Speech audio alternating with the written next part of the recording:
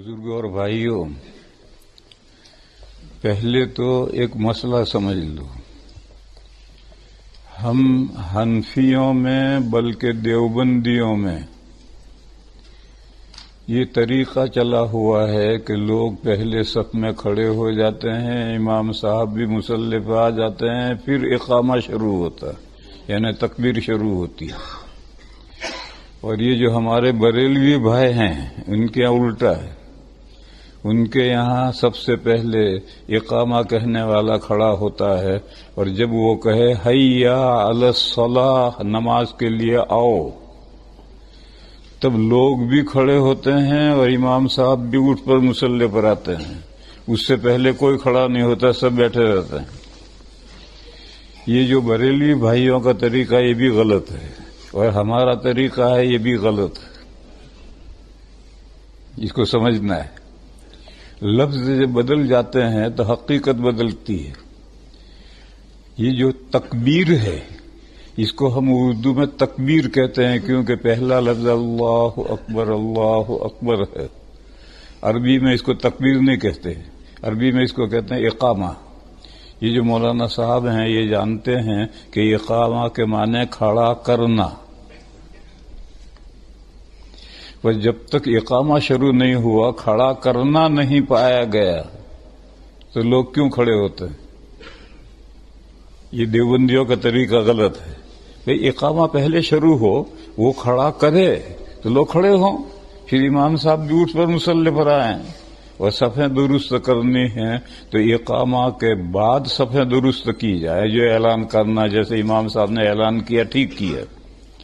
نبی پاک صلی اللہ علیہ وسلم اور چاروں خلفائے راشدین جب اقامہ پورا ہو جاتا تھا تو اس کے بعد صفیں سیدھی کرتے تھے، اور حضرت عمر کے زمانے میں تو انہوں نے چند صفوں پر ایک آدمی مقرر کر، چار پر ایک، یہ سب صفیں درست کر کے حضرت کو اطلاع کہتے تھے تو حضرت نماز شروع کرتے تھے۔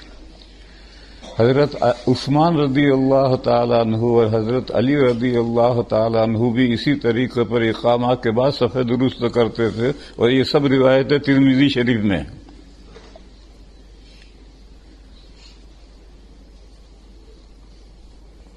اور آج کل ایک رسم بن گئی ہے کہ امام صاحب نے دائیں طرف دیکھ لیا، بائیں طرف دیکھ لیا، بس دیکھ لیا، ہوگی صفیں سیدھی۔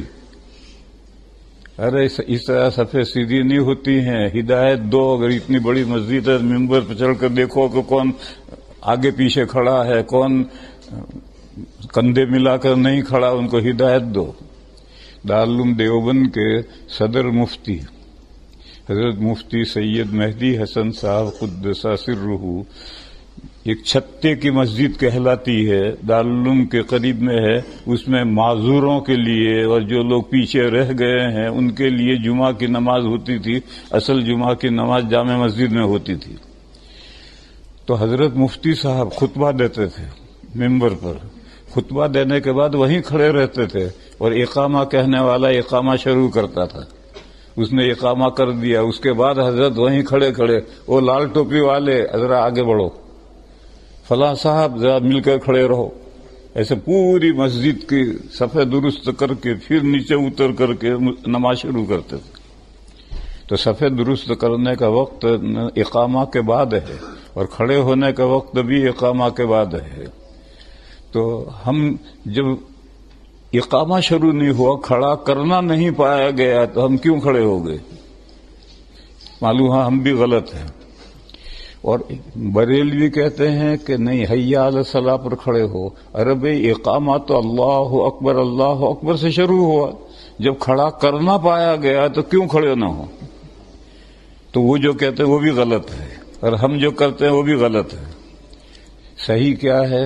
جب وقت ہونے والا ہو اور 5 سیکنڈ رہ جائیں تو اقامہ کہنے والا فوراً کھڑا ہو کر اقامہ شروع کر دے، پھر اس کے بعد لوگ کھڑے ہوں، اور امام صاحب کو صفیں درست کرنی ہو، 1-2 صفیں ہوں تو اس میں تو خاص کرنے کی ضرورت نہیں پیش آتی، مگر عید میں، جمعہ میں لمبا مجمع ہوتا ہے تو وہاں پوری صفیں درست کرنے کی ضرورت ہوتی ہے، تو حضرت مفتی صاحب منبر پر ہی کھڑے رہتے تھے اور اقامہ ختم ہونے کے بعد پوری مسجد کی صفیں درست کر کے پھر نیچے آ کر نماز شروع کرتے تھے۔